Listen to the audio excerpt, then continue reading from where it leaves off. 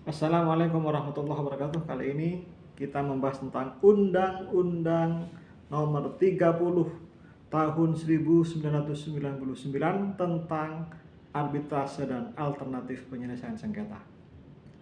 Mengenai apa itu arbitrase dan apa itu alternatif penyelesaian sengketa, barangkali telah banyak dibahas dan disinggung oleh para uh, dosen dan pemateri lainnya.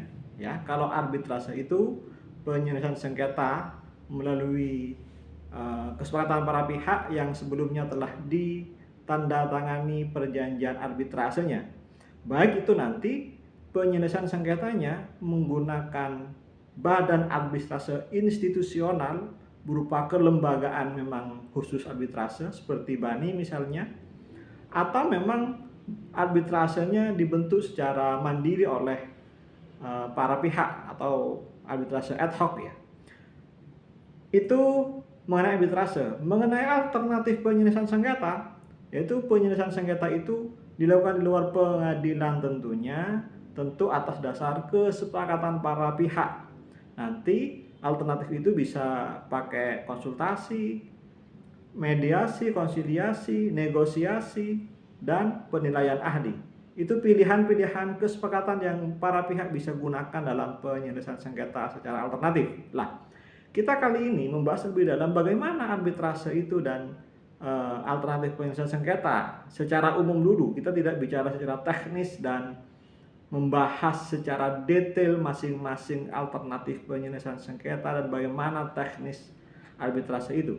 Kita bahas konsep umumnya yang tercantum dalam Undang-Undang Nomor 30 Tahun 99, bahwa dalam penyelesaian sengketa itu seperti yang disampaikan para ahli atau para dosen dan pengajar lainnya, bahwa memang ada yang bisa diselesaikan di luar pengadilan tanpa sedikit pun ya menggunakan proses peradilan dalam penyelesaian sengketa. Karena memang ada kan yang orang gugat dulu ke pengadilan, lalu oleh pengadilan dimediasi, didamaikan, dilakukan di luar pengadilan.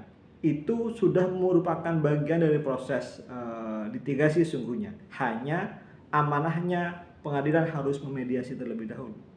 Dalam undang-undang ini nomor 30 tahun 99, bahwa memang secara hukum kita diperbolehkan untuk menggunakan proses non litigasi sepenuhnya dari awal sampai akhir, ya, tanpa melibatkan pengadilan sepenuhnya, murni pengambilan keputusan itu dilakukan oleh masing-masing pihak, baik nanti dilakukan melalui arbitrase atau alternatif penyelesaian sengketa. Hal itu dituangkan dalam pasal 2 Undang-Undang Nomor 30 tahun 99, bahwa saya baca teksnya ya. Undang-undang ini mengatur penyelesaian sengketa atau beda pendapat antara para pihak dalam suatu hubungan hukum tertentu. Artinya bahwa penyelesaian sengketa ini harus dimulai dengan hubungan hukum tertentu. Artinya ada hak kewajiban di antara orang pihak yang satu dengan pihak atau orang lainnya. Apa hubungan hukumnya? Ya, bisa karena sudah ada kesepakatan sebelumnya, ada jual beli, ya, itu kan ada hubungan hukum, artinya ada hak dan kewajiban yang diperjanjikan sebelumnya. Ya, hubungan hukum apapun nanti, perikatan apapun di antara para pihak. Jadi harus ada hubungan hukum. Sudah ada hubungan hukumnya, bukan masih akan ada. Ya, yang telah mengadakan perjanjian arbitrase secara tegas menyatakan bahwa sengketa atau beda pendapat yang timbul atau yang mungkin timbul dari hubungan hukum tersebut akan diselesaikan secara arbitrase atau melalui APS. Artinya memang bahwa dalam hubungan hukum itu para pihak telah membuat kesepakatan. Oke, kita sepakat bahwa kalau di kemudian hari terjadi perselisihan akan menggunakan arbitrase atau APS. Sejak awal para pihak telah, kalau ada MOU, ada naskah kerjasama atau dalam perjanjian-perjanjian ada klausulnya. bahwa apabila terjadi perselisihan akan diselesaikan melalui arbitrase dan APS atau APS, bahwa naskah perjanjian ini tentu menjadi dasar bagi masing-masing pihak untuk tunduk pada kesepakatan itu. Dalam KUH Perdata, teman-teman, kita semua barangkali pernah tahu bahwa perjanjian itu berlaku seperti undang-undang bagi yang terlibat kesepakatan. Artinya, ketika sudah ada perjanjian bahwa kita akan menggunakan arbitrase atau APS, masing-masing pihak harus mengikuti perjanjian itu, bahwa nanti tidak ada pilihan lain untuk menyelesaikan sengketa selain dari arbitrase dan APS itu. Itu di pasal 2 Undang-Undang Nomor 30 Tahun 99. Ditegaskan pula dalam pasal 3, pengadilan negeri tidak berwenang mengadili sengketa yang terikat perjanjian arbitrase. Artinya ketika seorang sudah terikat perjanjian arbitrase, pengadilan tidak akan memeriksa lagi kalau ada yang menggugat sebelumnya ke pengadilan tentang hubungan hukum itu yang retak karena ada wal prestasi. Pengadilan nanti tidak akan berwenang, tidak akan mengadili, apalagi memang sudah dijawab oleh salah satu pihak bahwa kami terikat perjanjian arbitrase. Itu tidak akan memberikan ruang bagi pengadilan untuk memeriksa perkara itu. Kalau ini kita tarik kesimpulan pula, kalau APS apakah masih mungkin pengadilan akan memeriksa perkara itu? Kalau APS masih mungkin, karena memang APS itu hanya alternatif, ya. APS masih mungkin, walaupun mereka terlibat perjanjian dan di dalamnya ada APS, masih mungkin pengadilan akan melakukan memeriksa perkara itu. Karena memang secara spesifik, kalau kita pakai interpretasi gramatikal, hanya menyebut pengadilan negeri tidak berwenang terhadap perkara perjanjian arbitrase. Kalau ada perjanjian arbitrasenya. Oke, di pasal 4 ayat 1 menyebutkan bahwa dalam hal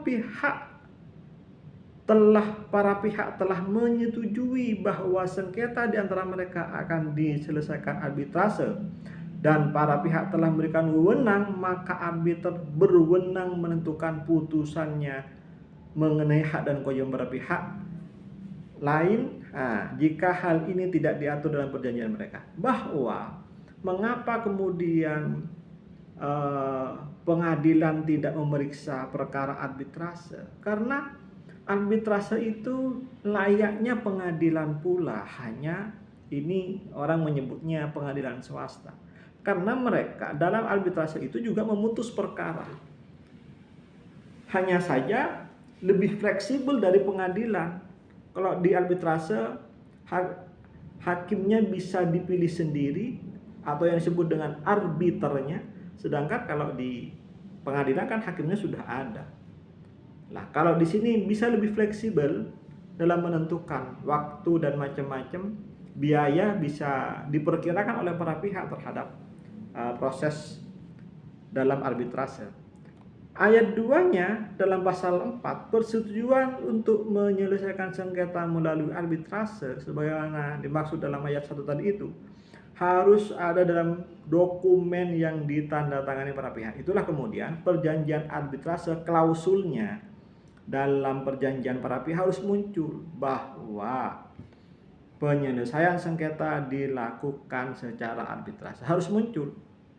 Kalau nggak muncul dalam naskah perjanjian para pihak, apakah nanti dibuat sejak awal dalam MOU terkait dengan hubungan hukumnya? Misalnya hubungan hukumnya adalah jual beli. Sejak awal apakah sudah harus tercantum atau tidak, itu perkara teknis. Tetapi bahwa perjanjian arbitrase itu harus sudah ada terlebih dahulu sebelum sengketa dilakukan. Pasal 3, dalam hal disepakati penyelesaian sengketa, pasal 4 ayat 3. dalam hal disepakati penyelesaian sengketa melalui arbitrase terjadi dalam bentuk pertukaran surat, maka pengiriman telegram, faksimil, email, atau dalam bentuk sarana komunikasi lainnya wajib disertai dengan suatu catatan penerimaan oleh para pihak. Karena barangkali mungkin dalam perjanjian itu, dalam hubungan hukum tertentu, para pihaknya berjauhan dan tidak mungkin dilakukan dalam satu waktu tertentu. Maka sarana-sarana komunikasi ini penting untuk turut juga diberi catatan-catatannya, supaya tidak ada yang mangkir salah satunya terhadap suatu kesepakatan yang dibuat melalui sarana elektronik ini. Artinya kapan tanggal pengiriman suratnya, kapan diterima, ya harus muncul pula supaya tidak ada yang mengelak bahwa pernah terjadi kesepakatan arbitrase di antara para pihak. Pasal kelima, sengketa yang dapat diselesaikan melalui arbitrase hanya sengketa perdagangan dan mengenai hak yang menurut hukum dan peraturan perundangan dikuasai sepenuhnya oleh para pihak yang bersengketa. Artinya memang perdagangan ini kan memang luas sekali, ya, tidak semua hal perdata. Warisan urusan perdata, ya, tapi kalau tidak ada kaitannya dengan perdagangan tidak bisa, ya. Hal-hal yang bersifat perdagangan saja yang bisa dilakukan melalui arbitrase. Ayat 2 di pasal 5, sengketa yang tidak dapat diselesaikan melalui arbitrase adalah sengketa yang menurut peraturan tidak dapat diadakan perdamaian. Apa yang tidak dapat diadakan perdamaian? Yaitu urusan kejahatan. Ya, walaupun masih ada urusan juga perdagangan, tetapi kalau itu urusan kejahatan tidak bisa didamaikan. Ya, walaupun ada kadang orang yang berdamai dalam urusan kejahatan, itu sungguhnya bukan karena didamaikan, ya, dan berhenti selesai misalkan, itu ya karena biar perkaranya tidak berlarut-larut, walaupun sesungguhnya secara substantif perkara itu tetap, kalau dalam hal urusan pidana tetap bisa diteruskan prosesnya, ya. Oke. Itu mengenai bagaimana arbitrase seseorang yang telah terikat arbitrase sebelumnya tunduk harus patuh pada perjanjian arbitrase itu. Makanya sejak awal orang yang akan melakukan perjanjian kerjasama dalam hal perdagangan, klausulnya harus dijelaskan juga, klausul mengenai penyelesaian sengketa. Karena mungkin sekali akan terjadi sengketa di antara para pihak. Maka itu juga harus diwaspadai. Kira-kira nanti kalau ada sengketa akan diselesaikan dengan cara apa? Harus dipertimbangkan matang-matang. Ya, kalau melalui pengadilan kita sudah tahu prosedurnya. Ya, kalau waktunya harus dipikirkan, ya, waktu berperkaranya, biayanya harus dipertimbangkan, mana harus beban pikiran dan macam-macam. Lah, kalau melalui arbitrase juga harus dipertimbangkan.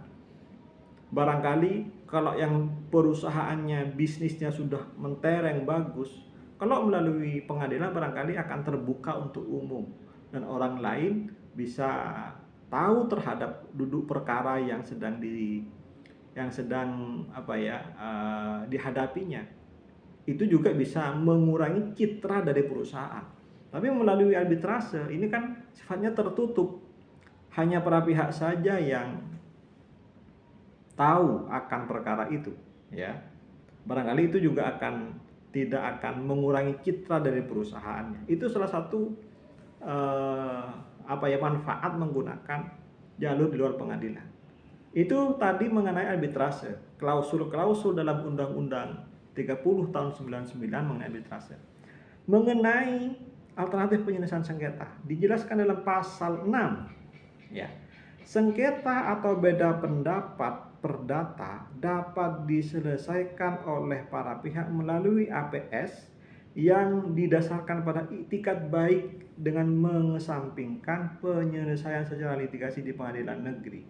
Artinya butuh iktikat, ya, butuh kesukarelaan masing-masing pihak untuk dapat menggunakan sarana di luar pengadilan ini sebagai solusi terbaik bagi mereka. Tidak bisa kemudian ego masing-masing orang tetap berpegang teguh harus eh, menggunakan sarana pengadilan. Tidak akan tercapai kesepakatan itu karena sudah beda pendapat, ya, beda cara dalam menyelesaikan sengketa. Maka sejak awal harus punya itikat baik bahwa perkaranya ini perkara perdata, tidak hanya perdagangan kalau APS. Semua perkara perdata apapun yang penting bukan kejahatan, ya, bisa diselesaikan dengan mekanisme alternatif penyelesaian sengketa.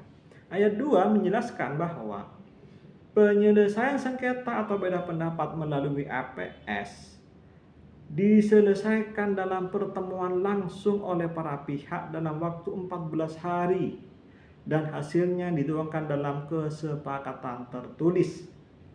Artinya ketika sudah muncul kesepakatan bahwa akan menggunakan APS, ya, harus para pihak segera mungkin melakukan pertemuan, mendiskusikan apa poin-poin kesepakatan yang akan dicapai dalam waktu paling lama 14 hari.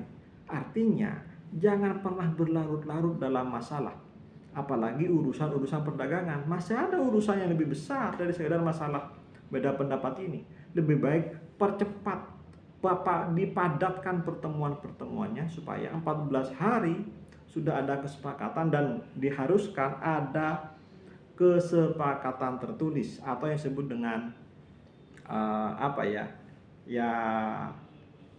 kesepakatan bersama tentang penyelesaian sengketa yang dihadapi. Artinya poin penyelesaiannya sudah harus muncul, yaitu dalam bentuk kesepakatan tertulis para pihak.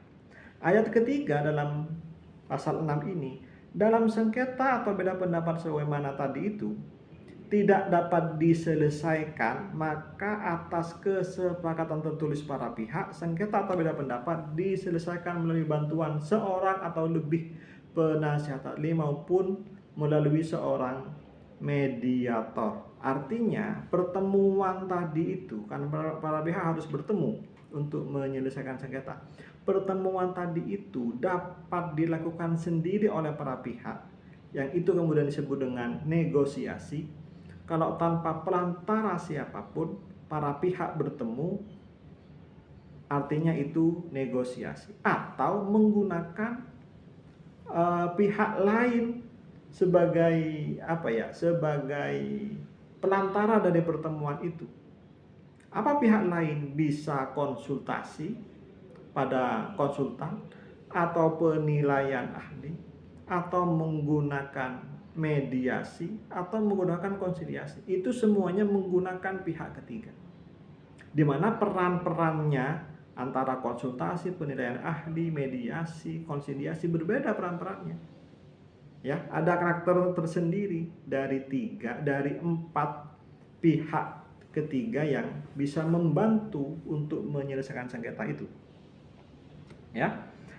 Pasal ayat keempatnya, para pihak tersebut dalam waktu paling lama 14 hari dengan bantuan seorang atau lebih penasihat ahli maupun seorang mediator tidak berhasil mencapai kesepakatan atau mediator tidak berhasil mempertemukan kedua belah pihak, maka para pihak dapat menghubungi sebuah lembaga arbitrase atau APS sengketa untuk menunjuk seorang mediator. Artinya ketika para pihak bertemu masih belum selesai perkaranya, belum ada solusi yang ditemukan, masih bisa pakai arbitrase.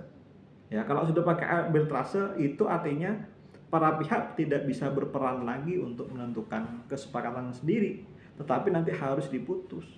Seperti yang tadi itu, arbitrase itu adalah pengadilan swasta. Arbiternya akan memutus perkara itu. Maka itu jika terjadi walaupun sudah bertemu negosiasi menggunakan tenaga ahli, mediator, konsiliator masih belum selesai pula, masih mungkin sekali menggunakan arbitrase. Tetapi dibatasi waktu, yaitu 14 hari, ya, untuk menyelesaikan menyelesaikan perkaranya. Artinya 14 hari harus ada kesepakatan. 14 hari setelah itu masih mungkin jika ada salah satu pihak yang tidak terima untuk dapat mempertimbangkan kesepakatan di awal. Setelah penunjukan mediator oleh lembaga arbitrase atau lembaga alternatif sengketa, dan dalam waktu paling lama 7 hari usaha mediasi harus sudah dimulai. Artinya mediasi itu kan dapat dilakukan dalam proses arbitrase. Masih mungkin lagi ada proses mediasi, waktunya 7 hari. Artinya nanti dalam proses arbitrase pakai lagi mediasi. Itu artinya bahwa berdamai masih terus harus diupayakan selalu sampai para pihak betul-betul dapat menerima kesepakatan yang bisa dirumuskan bersama. Ayat 6, usaha penyelesaian sengketa atau beda pendapat melalui mediator sebagaimana maksud ayat 5 tadi itu memegang teguh kerahasiaan dan paling lama 30 hari harus tercapai kesepakatan bentuk tertulis yang ditandatangani para pihak.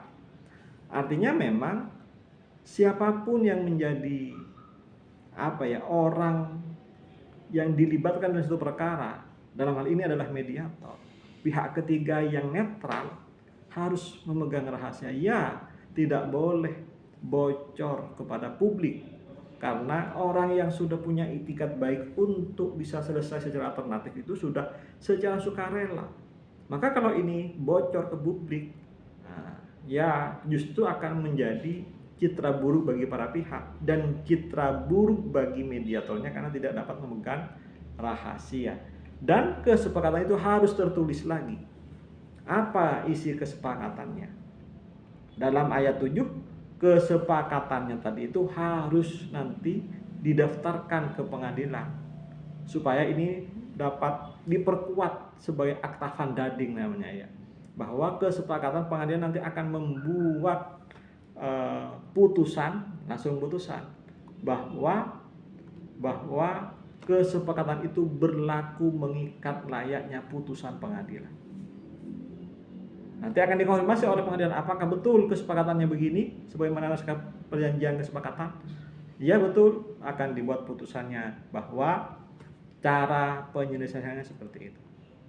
Itu di ayat 7 ya. Ayat 8 dan ayat 9 itu merupakan teknis ya. 8, kesepakatan sengketa tersebut dilaksanakan paling lama 30 hari sejak pendaftaran. Ya, artinya ketika sudah dihadapkan ke pengadilan 30 hari sudah harus membuat keputusan penyelesaian sengketa. Ayat 8, apabila usaha perdamaian dimaksud sampai dengan ayat 6 tidak tercapai, maka para pihak berdasarkan kesepakatan tertulis dapat mengajukan usaha penyelesaiannya melalui arbitrase institusional atau arbitrase ad hoc. Masih mungkin lagi bahwa APS yang ditempuh itu tidak tercapai, masih mungkin pakai arbitrase. Walaupun juga masih mungkin juga menggunakan pengadilan sebagai sarana penyelesaian sengketa jika memang tidak ada sepakat. Tapi kalau sudah sepakat selesai, itu sudah berlaku seperti halnya putusan pengadilan. Daftarkan ke pengadilan, nanti pengadilan akan buat putusan yang sama dengan isi kesepakatannya. Itu sebagai dasar nanti supaya para pihak dapat melakukan eksekusi terhadap kesepakatan itu. Memang harus sukarela eksekusi. Jadi putusannya dapat dieksekusi seperti putusan pengadilan. Ya, semoga bermanfaat.